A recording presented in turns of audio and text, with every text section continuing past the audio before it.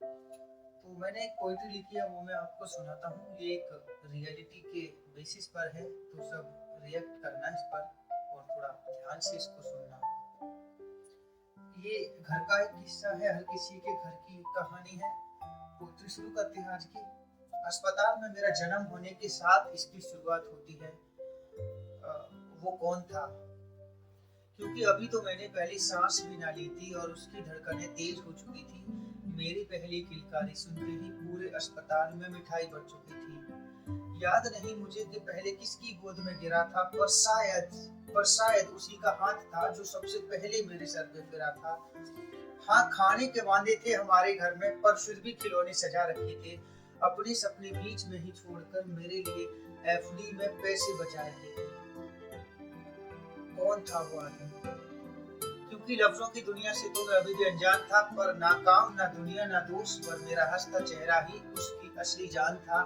दिन भर वो धूप में तपता रहता, मिट्टी में अपना बदन भिगोता रहता था, लेकिन घर आते ही सब छोड़ छाड़ के कभी मुझे हवा में उछालता, कभी मुझे हाथी, कभी घोड़ा बनकर मुझे सीने से लगाता रहता था। वो कौन? वो खुद अनपढ़ गंवार रह गया था शायद, पर मुझे पढ़ा रहा था। पैरों में मेरे छाले न पड़ जाएं, इसलिए कांधे पर बिठाकर स्कूल ले जाया करता था। कौन था वो जो अपने हिस्से की रोटी मुझे खिलाकर खुद भूखे पेट सोता था, खुद फटे पुराने कपड़े पहन लेता, पर हर दिवाली में मुझे नए कपड़े पहनाता था।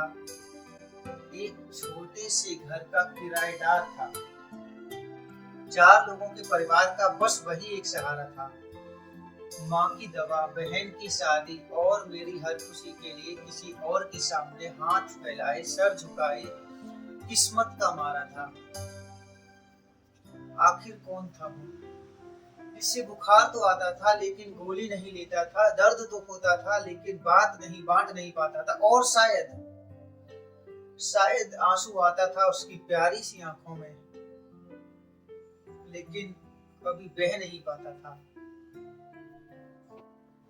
आखिर कौन था वो जो मेरी जवानी के साथ खुद बूढ़ा हो रहा था? दर्द ने उसके पैरों को जकड़ रखा था, पर मेरे लिए भाग रहा था। जवानी मुझ पर चढ़ती गई, बाल उसके सफेद होने लगे। जवानी मुझ पर चढ़ती गई, बाल उसके सफेद होने लगे। जो अब तक मेरी आंखों के साथी थे, आज वही आंसू उसकी आंखों से रोने लगे। घुटनों से लेकर चलने तक का सफर मैंने उसके साथ तय किया था। घुटनों से लेकर चलने तक का सफर मैंने उसके साथ तय किया था, लेकिन अब जवानी मुझे दौड़ने के लिए कह रही थी और वो मेरे साथ नहीं दौड़ सकता था। इसीलिए अपनी मंजिल तक पहुंचने के लिए मैं इतना नीच बन चुका था कि उसे बीच राह में बेहाल बेसहारा गिरता हुआ छोड़ देना चाहता था। आखिर भूल जो गया था, कौन था वो? क्योंकि अब पैसे जो कमाने लगा था, तो उसकी हर नसीहत मुझे गुस्सा दिलाती थी। और बेटा, सब ठीक तो है ना? उसकी ये हमदर्दी भी मानो मेरे सीने में आग लगाती थी। वक्त ने करवट बदली। आज तक मैं किसी का बेटा था, अब मैं भी वही आदमी बन चुका था। वही सपने, वही ख्वाहिश और वही छोटा सा चेहरा मेरा खुदा बन चुका था। इससे पहले मैं अपनी गलतियों का बोझ हल्का कर पाता, वक्त ने एक बार फिर अपनी ताकत दिखाई, ताकि वही वक्त मुझ पर हंस पाता और अगली सुबह मेरे माथे की सबसे मजबूत छत का हर एक पन्ना खाक बन चुका था, क्योंकि वो मेरा बाप था।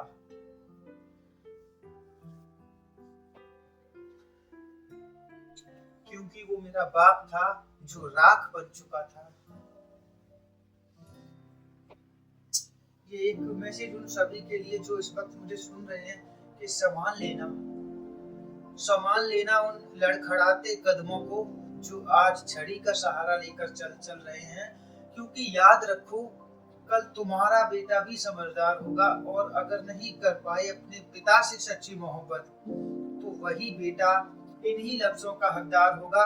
और दुआ करता हूँ कि वो लम्हा तुम्हारी जिंदगी में कभी ना आए, क्योंकि उस लम्हे का हर एक कतरा बहुत ही दर्दनाक होगा।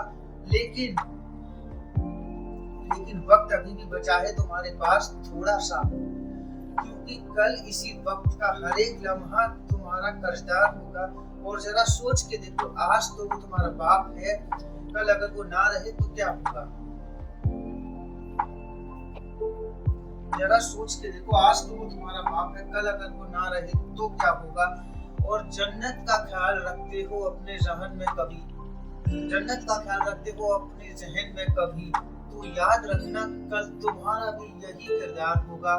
इसलिए सीने से लगा देना उस आदमी को, क्योंकि वही बाप जन्नत का सरताज होगा।